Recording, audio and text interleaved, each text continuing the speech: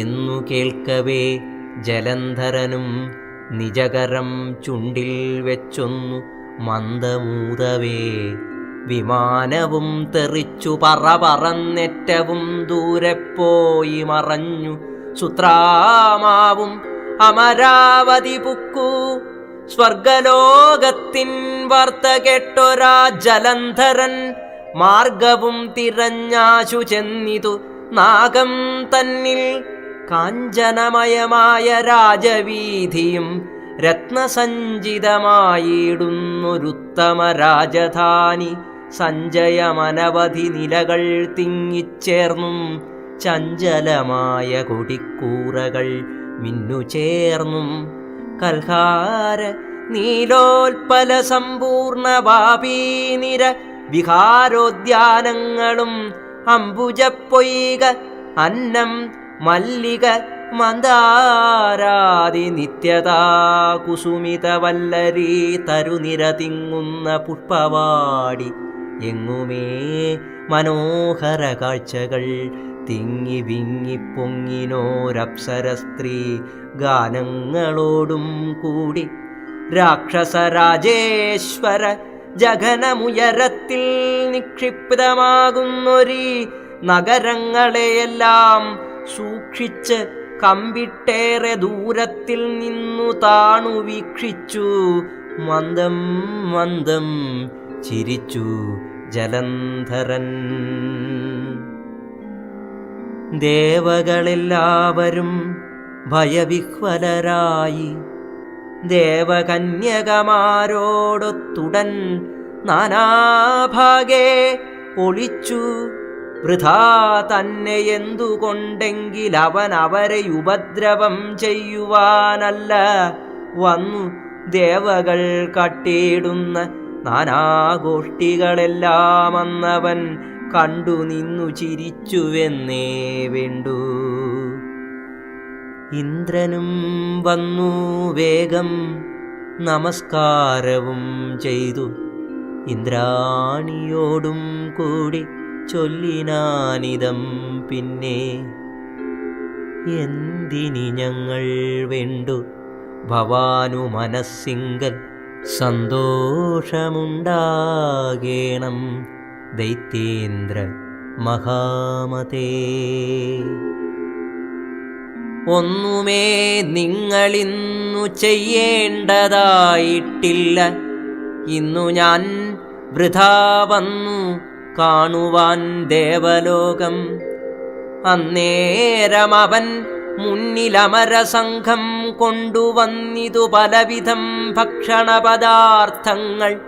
1000 പറവീതം കൊള്ളുന്ന സ്വർണകുംഭം 1000 എണ്ണം വീതം നിരത്തി മധുവോടും മധുരഫലങ്ങളും ഒട്ടേറെ കുന്നുപോലെ അധികമുയരത്തിൽ കൂട്ടിനാർ പലദിക്കിൽ.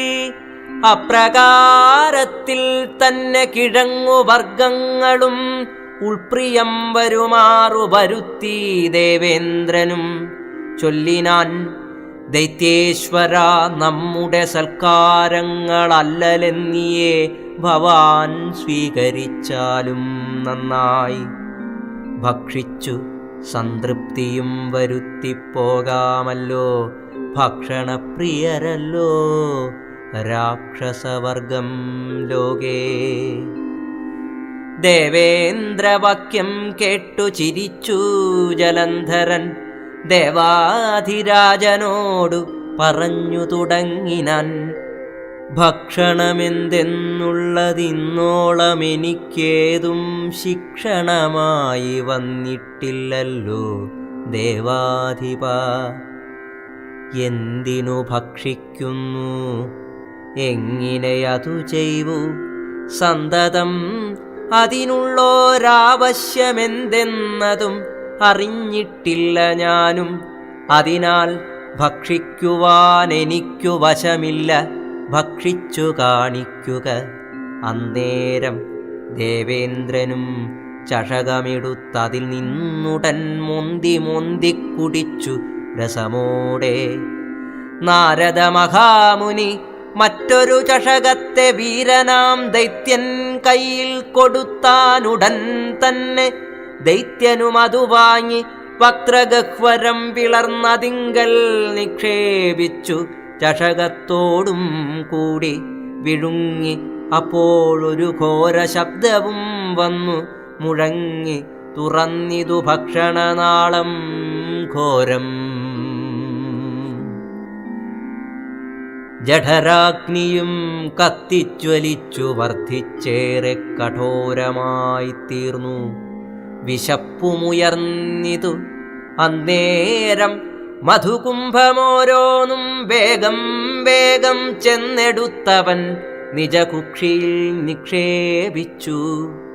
നിമിഷനേരം കൊണ്ട് കുംഭങ്ങൾ സഹസ്രങ്ങൾ ഗമിച്ചു ദൈത്യോദരേ പതിച്ചു. പിന്നീടവൻ 50 വീതം ചക്കയൊന്നായി വാരിക്ഷണം കുംഭയിലാക്കി. ശേഷം മറ്റുള്ള പഴവർഗം കൊട്ടയിലാക്കിയെടുത്ത പാടു തന്നെ വായിലിട്ടവൻ രസമോടെ വിഴുങ്ങി മുഴുവനും. കൽക്കണ്ടം, മുന്തിരിങ്ങ, മുട്ടകൾ കെട്ടിവെച്ചതൊക്കെയും ഈത്തപ്പഴച്ചാളികൾ, അനവധി കിഴങ്ങുവർഗങ്ങളും മറ്റുള്ളതെല്ലാം കൂടി വിഴുങ്ങി സ്ഥലമെല്ലാം ഒഴിച്ചെന്നതേ വേണ്ടൂ. ഭക്ഷണസാമഗ്രികൾ കൊണ്ടുവന്നവയെല്ലാം ഭക്ഷിച്ചു. എന്നാൽ ഒരു തൃപ്തിയും വന്നതില്ല.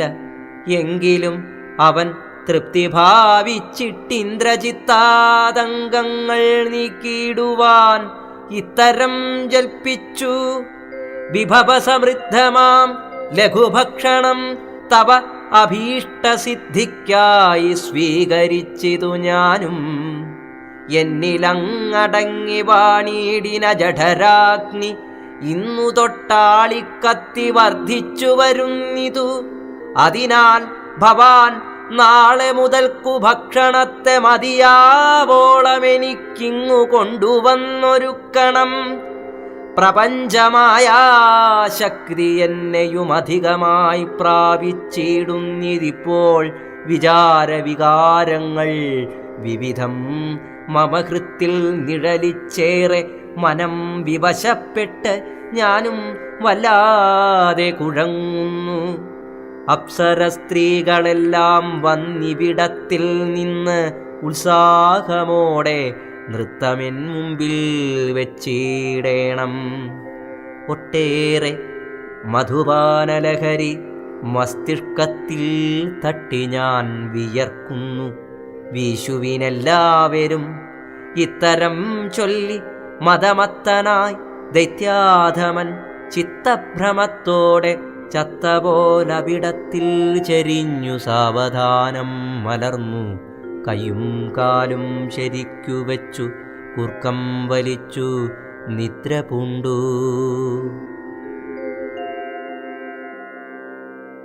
രാക്ഷസനുണർന്നീടും വാസരേയുണ്ടാവുന്ന ശിക്ഷണശാസനങ്ങളേതൊരുവിധം വന്നുകൂടുമെന്നോർത്ത് ശക്രനും വ്യസനിച്ചു. വാടിയ മുഖത്തോടെ നാരദനോടു ചൊന്നാൻ, എന്തിനി വേണ്ടു നമ്മൾ ദൈത്യൻ തൻ ഭാഷ്യമൊട്ടും ക്ഷന്തവ്യമല്ല. ഇവൻ അന്ത്യവും വരുത്തുവാൻ ഉപായം കാണായിലോ. ദേവലോകത്തിനാകെ അപായം വന്നുകൂടും സംശയമില്ലതെല്ലും.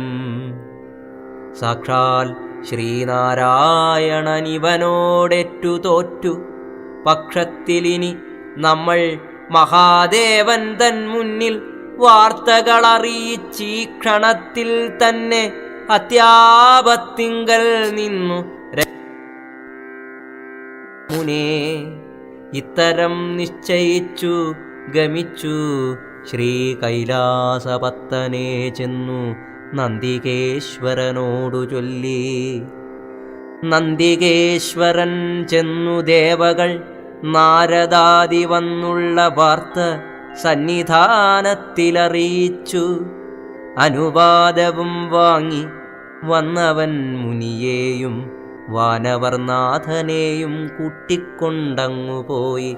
സംഭവമെല്ലാം ഇന്ദ്രൻ പറഞ്ഞു തന്നിലുള്ള സംഭ്രമശാന്തിക്കായി കേണുവീനപേക്ഷിച്ചു. ശ്രീ മഹാദേവനൊന്നു പുഞ്ചിരി പൂണ്ടുകൊണ്ടു തന്മനേ വന്നുള്ളതാം അഭിപ്രായങ്ങൾ ചൊല്ലി, നാരദ സുത്രാമാവേ, വീരനാം ദൈത്യേന്ദ്രനും സാരനാണെന്നു നിങ്ങൾ ധരിച്ചിടുക വേണം. വിഷ്ണുശക്തിയെ വെൽവാൻ കഴിഞ്ഞോരവൻ അതിതീഷ്ണ വിഗ്രഹൻ, എന്നാൽ അബദ്ധ്യനെന്നറിഞ്ഞാലും. ആകയാൽ നിങ്ങൾ ചെന്ന് വിഷ്ണുമായയെ കണ്ട് സകലതും പറയുക, നിവൃത്തിയുണ്ടാക്കിയിടും. അഗ്രജന്മാരാം സ്കന്ദഗണേശരോടുമൊത്തു ആഗ്രഹ കേളീങ്കൽ ലോലുപനായിരിപ്പു. ശ്രീ വിഷ്ണുമായ സാമീപ്യം ചെയ്ത് വന്ദിച്ച് അമ്മഹാമുനിശ്രേഷ്ഠൻ സംഗതിയുണർത്തിച്ചു. വിഷ്ണുമായയും ചൊന്നാൻ, നാരദ മഹാമുനെ, ജിഷ്ണുവേ, നിങ്ങൾ ചൊന്നതറിഞ്ഞു പറയുന്നു. രാക്ഷസനെന്നാകിലും നിർദോഷി ജരാസന്ധൻ പക്ഷമെന്നിയേ ചൊല്ലാമായതു കേട്ടിടുക. പുഷ്പകമേറിപ്പോകെ ഭവാനും വിമാനവും പുഷ്പായമാനമവൻ കയ്യിലുമകപ്പെട്ടു. അന്നേരം അവനൊരു ശല്യവും ചെയ്തിടാതെ മാന്യമായി തന്നെ നിന്നെ അയച്ചീലയോ ശക്രാ.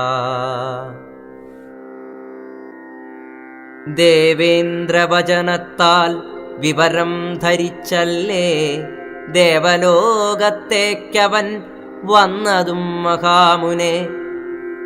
അസ്ഥാന സൽക്കാരങ്ങൾ ഇന്ദ്രനും ചെയ്യുകയാലേ തൽസ്ഥാനഭ്രംശം വരാൻ സംഗതി കൈവന്നതും. പ്രപഞ്ചമായാശക്തി ഒന്നുമേ അറിയാത്തോൻ പ്രപഞ്ചവിധേയനായി വന്നതു സൽക്കാരത്താൽ.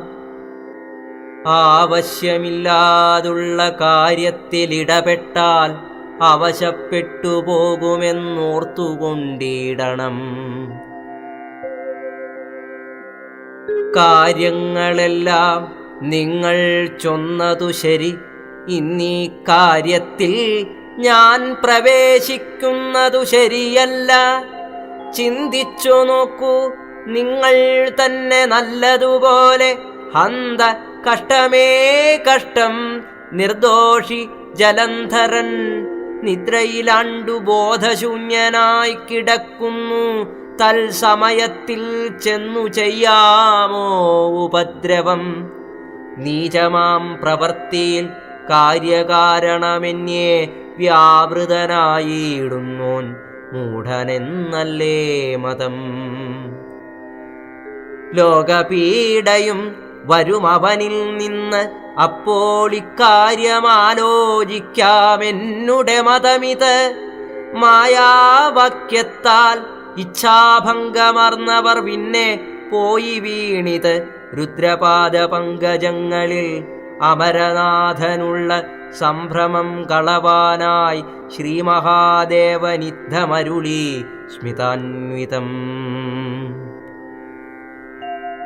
ഉണ്ണിയിലുളവായോരതൃപ്തി വിശേഷങ്ങൾ തിണ്ണം ഞാനുപദേശം ചെയ്ത് മാറ്റുവാൻ നോക്കാം. സംശയമെന്നേ കാര്യസാധ്യത വരുത്തുവാൻ ലേശവും സങ്കടങ്ങൾ മനസ്സിനുണ്ടാകവേണ്ട. പോയാലും നിങ്ങൾ ദേവലോകത്തിൽ സമാധാനമായിടുമല്ലോ ഭാവി കാര്യങ്ങളഖിലവും. രാക്ഷസനുണർന്നീടും വാസരേയുണ്ടാവുന്ന വിഷയമറിയിക്ക വൈകരുതതിനൊട്ടും. പാർവതീപതിവാക്യം ശ്രവിച്ചു സന്തുഷ്ടരായി അവരും ദേവലോകം പ്രാപിച്ചു വിശ്രമിച്ചു. ഈ വിധം ശ്രീനാരദനരുളിച്ചെയ്ത നേരം ശ്രീവരൻ ചോദ്യം ചെയ്തു. ശ്രീമഹാദേവൻ പിന്നെ മായതൻ അഭിപ്രായം മാറ്റുവാനുപദേശം ചെയ്തതുമെന്തെന്നായി അപ്പോളോതിനാൻ വിധിസുതൻ പങ്കജവിലോചന പങ്കമോചന കൃഷ്ണ ശങ്കരീ സഹോദര ശ്രീപദേ ദയാനിധേ. കേട്ടുകൊണ്ടാലും എങ്കിൽ ശങ്കരൻ മായാപക്ഷം മാറ്റുവാനുര ചെയ്ത സാരമാമുപദേശം.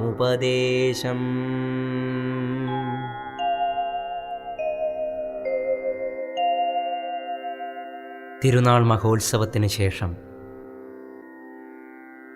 അമ്മമാരെയും അവിടെ എത്തിച്ചേർന്ന സപ്തർഷികളെയും വന്ദിച്ച് സാക്ഷാൽ വിഷ്ണുമായ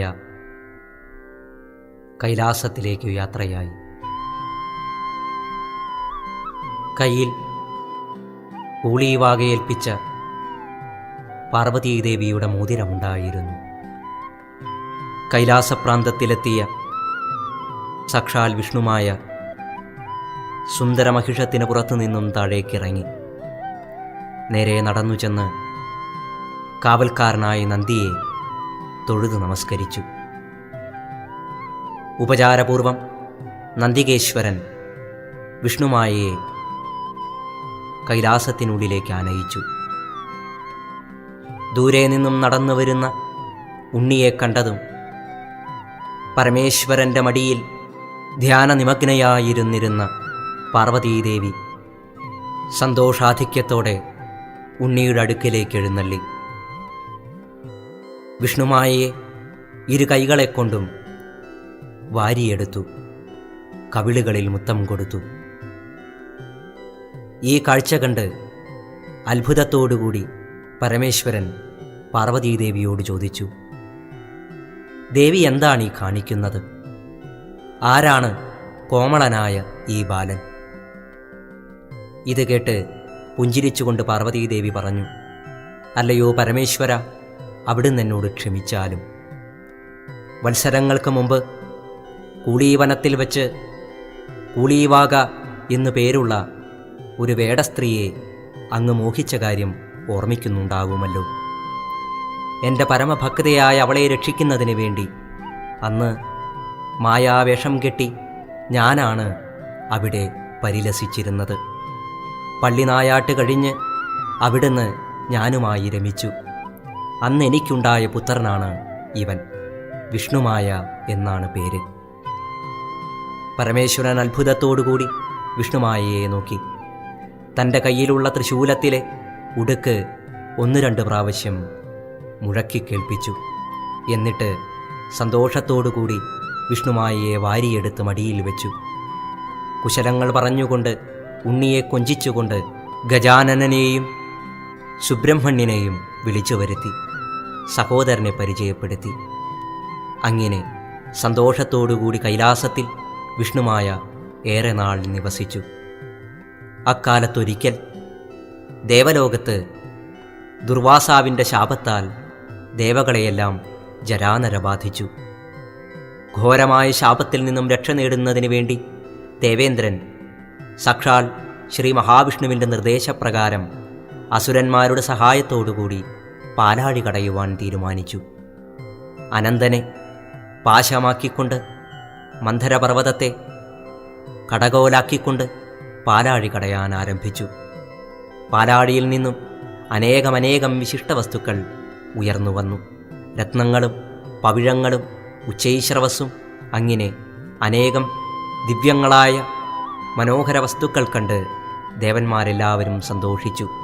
അസുരന്മാരാകട്ടെ അമൃത് ലഭിക്കുന്നതിന് വേണ്ടി വീര്യത്തോടുകൂടി തന്നെ തങ്ങളുടെ ദൗത്യം തുടർന്നുകൊണ്ടേയിരുന്നു. പാലാഴി മഥനത്തിൻ്റെ ഒരു ഘട്ടത്തിൽ അനന്തൻ്റെ വായിൽ നിന്നും ഘോരമായ കാളകൂട വിഷം പുറത്തേക്കൊഴുകി. ആ വിഷത്തിൻ്റെ ഒരു തുള്ളി പോലും ഭൂമിയിൽ പതിച്ചു കഴിഞ്ഞാൽ 14 രോഗങ്ങളും ഭസ്മമായിത്തീരുമെന്നുള്ള അനന്തൻ്റെ വാക്ക് കേട്ട് ദേവകളും അസുരന്മാരും ഭയപ്പെട്ടു. ബ്രഹ്മദേവനെ ശരണം പ്രാപിച്ചു. ബ്രഹ്മദേവൻ പറഞ്ഞു, അല്ലയോ ദേവകളെ, എനിക്ക് ഇതിലൊന്നും ചെയ്യാനാവില്ല. ഈ പ്രപഞ്ചത്തെ സൃഷ്ടിക്കുകയും സംഹരിക്കുകയും ചെയ്യുന്ന ആത്മാരാമനായ മൂർത്തിയാണ് പരമേശ്വരൻ. പരമേശ്വരനല്ലാതെ ഈ വിപത്തിൽ നിന്നും നമ്മെ രക്ഷിക്കാൻ ആർക്കും ആവുകയില്ല. ഇങ്ങനെയുള്ള വാക്കുകൾ കേട്ട് എല്ലാവരും പരമേശ്വരനെ കണ്ട് സങ്കടമുണർത്തിച്ചു. പരമശിവൻ പാർവതിയോടൊപ്പം എഴുന്നള്ളി അനന്തൻ്റെ വായിൽ നിന്നും പതഞ്ഞൊഴുകുന്ന ഉഗ്രമായ വിഷത്തെ തൻ്റെ കൈക്കുമ്പിളിലാക്കി പാനം ചെയ്തു. അന്നു മുതൽ പരമേശ്വരൻ നീലകണ്ഠനായിത്തീർന്നു. അമൃതകുംഭം പാലാഴിയിൽ നിന്നും ഉയർന്നു വന്നു. മഹാവിഷ്ണുവിൻ്റെ ചാതുര്യത്താൽ ആ അമൃത് ദേവന്മാരെല്ലാവരും സന്തോഷത്തോടുകൂടി ഭുജിച്ചു. അമരാവതി വീണ്ടും ആനന്ദത്തിലാറാടി. പാലാഴി മഥനത്തിനു ശേഷം പാലാഴിയുടെ അടിത്തട്ടിലുള്ള ചളിയെല്ലാം ഒരുമിച്ചുകൂടി. മഹാലക്ഷ്മിയുടെ സഹോദരനായി ഘോരരൂപിയായ ഒരു രാക്ഷസൻ അവിടെ പിറന്നു. സാത്വികവും രാജസവും താമസവുമായ ഗുണങ്ങളിൽ ഏറ്റവും സംഹാരമൂർത്തിയായിട്ടുള്ളത് താമസം തന്നെയാണ്. താമസമൂർത്തിയായി ജലന്ധരൻ എന്ന നാമധേയത്തിൽ ആ അസുരൻ പാലാഴിയുടെ അടിത്തട്ടിൽ നിന്നും ഉയർന്നു വന്നു. ഭീമാകാരമായ അസുരന്റെ രൂപം കണ്ട് ദേവകളെല്ലാം പരിഭ്രമിച്ചു. മഹാവിഷ്ണുവാകട്ടെ ഒന്നും അറിയാത്തതുപോലെ പുഞ്ചിരിച്ചുകൊണ്ട് തൻ്റെ ഭോഗീന്ദ്രശയനത്തിൽ യോഗനിദ്രയിലാണ്ടു. ജലന്ധരനാകട്ടെ സമുദ്രത്തിൽ നിന്നും ഉയർന്നു വന്ന് ചുറ്റും വിഷ്ണുഗീതങ്ങൾ പാടിക്കൊണ്ട് നിൽക്കുന്ന ദേവസ്ത്രീകളെ കളിപ്പാവകളെപ്പോലെ തൻ്റെ കൈകൾക്കുള്ളിലാക്കി. ഇത് കണ്ട് കോപിച്ച മഹാവിഷ്ണു ജലന്ധരനുമായി യുദ്ധത്തിനൊരുമ്പെട്ടു. അതിഘോരമായ യുദ്ധം നടന്നു.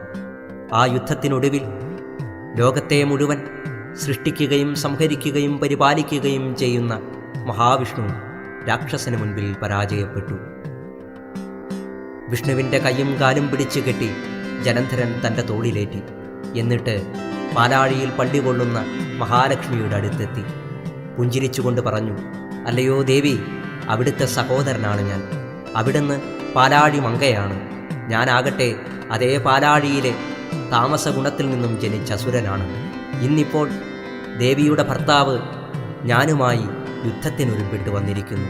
അവനെ പരാജയപ്പെടുത്തി ദേവിയുടെ മുമ്പിലേക്ക് ഇതാ ഞാൻ ബന്ധിച്ചു കൊണ്ടുവന്നിരിക്കുകയാണ്. ഇനിയെങ്കിലും മഹാവിഷ്ണുവിനോട് പറയുക, തരാതരക്കാരുമായി യുദ്ധത്തിലേർപ്പെട്ടുകൊള്ളുവാൻ. ഇങ്ങനെ അട്ടഹസിച്ചുകൊണ്ട് ജലന്ധരൻ വൈകുണ്ഠത്തിൽ നിന്നും യാത്രയായി. ഏറെ ദൂരം ആകാശമാർഗത്തിലൂടെ സഞ്ചരിച്ചു. അപ്പോഴാണ് കൈലാസഗിരി ശൃംഗത്തിന് മുകളിലൂടെ ഒരു പൂമ്പാറ്റയെപ്പോലെ പറന്നു പോകുന്ന പുഷ്പക വിമാനത്തെ കണ്ടത്. അത്ഭുതത്തോടുകൂടി അവൻ കണ്ണുകൾ മിഴിച്ചു. ആ പുഷ്പക വിമാനത്തെ അവൻ തൻ്റെ ഇടം കൈയുകൊണ്ട് എത്തിച്ചു പിടിച്ചു. അതിനുള്ളിൽ ഭയന്ന് വിറച്ചുകൊണ്ടിരിക്കുന്ന ദേവേന്ദ്രനെ കണ്ടു. അല്ലയോ ദേവാധിരാജനായ ദേവേന്ദ്ര, അങ്ങ് എവിടേക്കാണ് ഈ പോകുന്നത്? അങ്ങയുടെ ഗൃഹമേതാണ്? ഇങ്ങനെയെല്ലാം ചോദിക്കുന്ന ആ നിശാചരനോട് ദേവേന്ദ്രൻ തൊഴുകയോടുകൂടി പറഞ്ഞു, അല്ലയോ ജലന്ധര, അവിടുന്ന് എന്നെ അനുഗ്രഹിച്ചാലും എനിക്ക് അഭയം നൽകിയാലും ഞാൻ അമരാവതിയുടെ ചക്രവർത്തിയായി വാഴുകയാണ്. അമരാവതിയിലേക്കുള്ള യാത്രയ്ക്ക് ഇടയ്ക്ക് വെച്ചാണ് അങ്ങയുടെ കയ്യിൽ ഞാൻ അകപ്പെട്ടിരിക്കുന്നത്. ഇങ്ങനെ പറയുന്നത് കേട്ട് ജലന്ധരൻ വീണ്ടും ചോദിച്ചു, അല്ലയോ ദേവേന്ദ്ര, അമരാവതി എവിടെയാണ്? എനിക്കുകൂടി ഒന്ന് കണ്ടാൽ കൊള്ളാമെന്നുണ്ട്.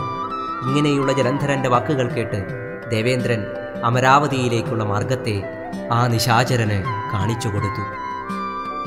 ദേവകളെല്ലാവരും വിശിഷ്ടങ്ങളായ ഭുജ്യങ്ങൾ നിരത്തിക്കൊണ്ട് അനേകം അപ്സരസ്സുകളുടെ നൃത്തങ്ങളാൽ അലങ്കരിച്ചുകൊണ്ട് നിശാചരനായ ജലന്ധരനെ സ്വീകരിച്ചു.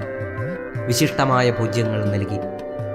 നാരദ മഹർഷി പറഞ്ഞു, അല്ലയോ ജലന്ധര, ദേവലോകത്തെ ഈ ആതിഥേയത്വം അവിടുന്ന് സ്വീകരിച്ചാലും ഇവിടെയുള്ള വിശിഷ്ട ഭോജ്യങ്ങളെല്ലാം പൂജിച്ച് വിശപ്പടക്കിയാലും. മായാബന്ധിതനല്ലാതിരുന്ന നിശാചരൻ പുഞ്ചിരിച്ചുകൊണ്ട് പറഞ്ഞു, അല്ലയോ ദേവഗണങ്ങളെ, എന്താണ് ഈ വിശിഷ്ട ഭോജ്യങ്ങൾ? എനിക്കൊന്നും മനസ്സിലാകുന്നില്ല. വിശപ്പ് എന്ന അവസ്ഥ എന്താണെന്ന് പോലും എനിക്കറിയുകയില്ല. എങ്ങനെയാണ് ഭക്ഷിക്കുക എന്ന് കാണിച്ചു തന്നാൽ ഞാനും അതുപോലെ ചെയ്തുകൊള്ളാം. ഇങ്ങനെയുള്ള രാക്ഷസന്റെ വാക്കുകൾ കേട്ട് ദേവേന്ദ്രൻ സ്വർണചഷകത്തിലുള്ള മദ്യത്തെ തൻ്റെ വായ്ക്കകത്താക്കി. നാരദനാകട്ടെ തൊട്ടടുത്തു നിന്നും ഒരു ചഷകമെടുത്ത് നിശാചരന് മുമ്പിലേക്ക് നീട്ടിക്കൊടുത്തു. ദേവേന്ദ്രൻ കാണിച്ചതുപോലെ തന്നെ ജലന്ധരൻ ആ ചഷകം കൈകൾക്കുള്ളിലാക്കി വായ്ക്കകത്തേക്കിട്ടു. ചഷകത്തോടെ വിഴുങ്ങി. അപ്പോൾ ജലന്ധരൻ്റെ ജഠരാഗ്നി ആളിക്കത്താൻ തുടങ്ങി. വിശപ്പെന്താണെന്ന് അവൻ ആദ്യമായി അറിഞ്ഞു. അവൻ്റെ ദാഹം ഏറെയേറെ വർദ്ധിച്ചു. മുമ്പിലുള്ള ചട്ടകങ്ങളെല്ലാം അവൻ നിമിഷനേരം കൊണ്ട് കാലിയാക്കി. മുമ്പിലുള്ള വിശിഷ്ട ഭുജ്യങ്ങളെയെല്ലാം അവൻ പാത്രത്തോടെ തന്നെ ഭുജിച്ചു. ഈ കാഴ്ച കണ്ട് ദേവന്മാരെല്ലാവരും കണ്ണും മിടിച്ചു നിന്നു. ഒരുവിധം വിശപ്പ് തീർന്ന ജലന്ധരൻ ഉറക്കെ അട്ടഹസിച്ചുകൊണ്ട് വിളിച്ചു പറഞ്ഞു, അല്ലയോ ദേവഗണങ്ങളെ, എന്നിൽ വിശപ്പും ദാഹവും ഉണ്ടാക്കിയ നിങ്ങളുടെ ഈ സൽക്കാരം എനിക്കേറെ ഇഷ്ടപ്പെട്ടിരിക്കുന്നു. ഞാനിപ്പോൾ ഒന്ന് മയങ്ങാൻ പോവുകയാണ്. എൻ്റെ മനസ്സിൽ ആയിരം വികാരങ്ങൾ മുളപൊട്ടി തുടങ്ങിയിരിക്കുന്നു. അപ്സരസ്സുകൾ നൃത്തം ചെയ്യട്ടെ, വാദ്യഘോഷങ്ങൾ മുഴങ്ങട്ടെ. ദേവകളെ, നിങ്ങൾ വെഞ്ചാമരം വീശുവിൻ, എൻ്റെ ശരീരം ആകെ വിയർത്തൊലിക്കുന്നു. ഇങ്ങനെ പറഞ്ഞുകൊണ്ട് ജലന്ധരൻ മലർന്നടിച്ചു കിടന്നു. അവൻ ഉറങ്ങുന്നതിന് മുമ്പായി ദേവേന്ദ്രനെ വിളിച്ചു പറഞ്ഞു, അല്ലയോ ദേവാധിരാജ, ഞാൻ ഉണർന്നെഴുന്നേൽക്കുമ്പോൾ എനിക്കുള്ള വിശിഷ്ട ഭോജ്യങ്ങൾ നിങ്ങൾ തയ്യാറാക്കുമെന്ന് വിശ്വസിക്കുന്നു. ഇല്ലെങ്കിൽ എൻ്റെ ക്രോധാഗ്നി ഈ അമരാവതിയെ ഭസ്മമാക്കുമെന്നോർത്തുകൊള്ളുക. ഇങ്ങനെ പറഞ്ഞുകൊണ്ട് ജലന്ധരൻ കൂർക്കം വലിച്ചുറങ്ങാൻ തുടങ്ങി. ദേവേന്ദ്രനാകട്ടെ ഭയന്ന് വിറച്ചുകൊണ്ട് ബ്രഹ്മദേവനെയും കൂട്ടി കൈലാസ ശിഖരത്തിലെത്തിച്ചേർന്നു. പരമശിവനെ കണ്ട് സങ്കടങ്ങൾ ഉണർത്തിച്ചു. എങ്ങനെയെങ്കിലും ജലന്ധരനിൽ നിന്ന് ദേവലോകത്തെയും ഭൂമിയെയും പാതാളത്തെയും സംരക്ഷിക്കുന്നതിന് വേണ്ടി ജഗദീശ്വരനോട് അഭ്യർത്ഥിച്ചു. ദേവകളുടെ വാക്കുകൾ കേട്ട് പരമശിവൻ പറഞ്ഞു, അല്ലയോ ദേവേന്ദ്ര, ജലന്ധരനെ തോൽപ്പിക്കുവാൻ എളുപ്പമല്ല. സാക്ഷാൽ മഹാവിഷ്ണു പോലും ജലന്ധരന് മുമ്പിൽ പരാജയപ്പെട്ട കാര്യം നിനക്കറിയാമല്ലോ. ശൈവശക്തിക്കോ വൈഷ്ണവശക്തിക്കോ ഒറ്റയ്ക്ക് നിന്ന് പൊരുതാൻ കഴിയുകയില്ല. ഇനി ജലന്ധരനെ എതിരിടുവാനുള്ളത് വൈഷ്ണവവും ശൈവവുമായ ശക്തിയുടെ സമന്വയം കൊണ്ട് മാത്രമേ സാധിക്കുകയുള്ളൂ. അതിനുവേണ്ടി എൻ്റെ പുത്രനായ വിഷ്ണുമായയെ സമീപിക്കുക. അവൻ്റെ കാൽക്കൽ നമസ്കരിച്ചുകൊണ്ട് അവനോട് പറയുക, ഈ ലോകത്തെ ജലന്ധരനിൽ നിന്നും മോചിപ്പിക്കാൻ. ഇങ്ങനെയുള്ള വാക്കുകൾ കേട്ട് ദേവകളും ഋഷിഗണങ്ങളും സാക്ഷാൽ ശ്രീ വിഷ്ണുമായയുടെ മുൻപിലെത്തി തൊഴുകയോടുകൂടി സങ്കടമുണർത്തിച്ചു. അല്പം ചിന്തിച്ചതിന് ശേഷം ശ്രീ വിഷ്ണുമായ പറഞ്ഞു, അല്ലയോ ദേവേന്ദ്ര, ജലന്ധരൻ ഒരു കുറ്റവും ചെയ്തതായി എനിക്ക് തോന്നുന്നില്ല. അവൻ ഒരിക്കലും വധ്യനുമല്ല. എന്തിനു വേണ്ടിയാണ് ഞാൻ അവനെ കൊല്ലേണ്ടത്? അവൻ പാലാഴിയിൽ നിന്ന് ജനിച്ചു മഹാലക്ഷ്മിയുടെ സഹോദരനായിരുന്നു. അവൻ ശ്രീ മഹാവിഷ്ണുവിൻ്റെ തന്നെ അംശവുമാണ്. താമസമെന്നോ രാജസമെന്നോ സാത്വികമെന്നോ ഉള്ള ഗുണങ്ങൾ മൂന്നും ഈ ലോകത്തിന് ആവശ്യം തന്നെ. അവനിലുള്ള താമസ വികാരങ്ങളെ ഉണർത്തിയതാകട്ടെ നിങ്ങളുടെ അസ്ഥാനത്തുള്ള സൽക്കാരം കൊണ്ട് മാത്രമാണ്. വിശപ്പോ വികാരങ്ങളോ അറിയാതിരുന്ന അവനെ സുന്ദരമായ ചഷകങ്ങളിൽ വീഞ്ഞു പകർന്നുകൊണ്ട് നിങ്ങളാണ് അവനിലുള്ള അധമവികാരത്തെ ഉണർത്തിയത്. അതുകൊണ്ട് ഹേ ദേവേന്ദ്ര, ജലന്ധരനെ കൊല്ലുക എന്നത് അധർമ്മമായി എനിക്ക് തോന്നുന്നു. ഇങ്ങനെയുള്ള വിഷ്ണുമായുടെ വാക്കുകൾ കേട്ട് ദേവകളെല്ലാം ലജ്ജിച്ച് തല താഴ്ത്തി. ഈ സമയത്ത് പരമേശ്വരൻ ഋഷഭവാഹനനായി അവിടെ എഴുന്നള്ളി. എന്നിട്ട് പറഞ്ഞു, അല്ലയോ ദേവേന്ദ്ര, നിങ്ങൾ ധൈര്യമായി മടങ്ങിപ്പോയിക്കൊള്ളൂ. ജലന്ധരൻ ഉണരുന്ന നിമിഷം എത്രയും വൈകാതെ എന്നെ അറിയിക്കുക. വിഷ്ണുമായ തീർച്ചയായും സ്വന്തം കർമ്മത്തെ ചെയ്യുക തന്നെ ചെയ്യും. വിഷ്ണുമായയുടെ അവതാര ലക്ഷ്യം തന്നെ അധർമ്മത്തെ ഇല്ലാതാക്കുക എന്നതാണ്. അവനെ എല്ലാ കാര്യങ്ങളും പറഞ്ഞു മനസ്സിലാക്കി കൊടുത്ത് ഞാൻ ജലന്ധരവധത്തിന് യോഗ്യനാക്കി തീർക്കും. ഇങ്ങനെയുള്ള പരമേശ്വരൻ്റെ വാക്കുകൾ കേട്ട് ആ ചുടലഭസ്മധാരിയായ യോഗീശ്വരനായ പരമേശ്വരനെ മനസ്സിൽ ധ്യാനിച്ചുകൊണ്ട് ഈശ്വര ധ്യാനങ്ങൾ നാവിലുച്ചരിച്ചുകൊണ്ട് ദേവകളും ഋഷിവൃന്ദങ്ങളും അവിടെ നിന്നും അമരാവതിയിലേക്ക് യാത്രയായി. ദേവകൾ പോയ ശേഷം ശങ്കരനുടൻ തന്നെ വിഷ്ണുമായയാം തനയനെ വിളിച്ചു നിജാംഗത്തിൽ. സ്മിതപൂർവം ചോദിച്ചു, മകനെ, നീ സുരർക്കു സംഭവിച്ച സങ്കടമറിഞ്ഞില്ലേ? അക്രമിയാകും ജലന്ധരനെ കൊല ചെയ്തേ ദുഃഖത്തിൽ നിന്നു മോചിപ്പിക്കേണം സുരന്മാരെ. വാക്കിതു കേട്ടു വിഷ്ണുമായയുമരുൾ ചെയ്തു, കേൾക്കുക താത, ജലന്ധരനെ കൊല ചെയ്യുവാൻ തക്ക കാരണമൊന്നും കാണുന്നില്ല. അവനാർന്നോരക്രമാസക്തിക്കിന്ദ്രനല്ലയോ വഴിവച്ചു. അവനോ ദേവലോകം കാണുവാൻ വേണ്ടി മാത്രം അവിടെ പോയതല്ലേ. വേണ്ടാതെ കണ്ടി ശക്രൻ മതത്തെ ഉളവാക്കും വസ്തുക്കൾ ഭുജിപ്പിച്ച് ഈ വിധത്തിലാക്കി തീർത്ത സംഗതിയാലോചിച്ചാൽ വളർത്തിക്കൊല്ലിപ്പിക്ക എന്നൊരു നിലയല്ലേ വരുത്തിത്തീർത്തത് എന്നാണ് എന്നുടെ പക്ഷം. ശക്തി സംഭവനുടെ യുക്തി കേട്ടപ്പോൾ സർവശക്തനാം പുരഹരൻ പുഞ്ചിരിച്ചരുൾ ചെയ്തു, അങ്ങിനെയല്ല വത്സ, കേൾക്കുക ദേവേന്ദ്രനി സംഗതിങ്കൽ തെറ്റുകാരനല്ലൽപ്പം പോലും. തന്നുടെ സദനത്തിൽ അതിഥിയായിട്ടൊരാൾ വന്നീടിൽ അദ്ദേഹത്തെ വേണ്ട മാതിരിയെല്ലാം സൽക്കരിച്ചിടേണ്ടത് കർത്തവ്യമാണേ. വന്നും ശക്രനായതു ചെയ്തു തെറ്റെന്താണിതിലുള്ളൂ? കൊടുത്ത കയ്യിൽ കേറിക്കടിക്കും പന്നകത്തിൻ പടിക്കായി വരുമെന്നു ചിന്തിച്ചതിൽ ഇതു ചെയ്തു.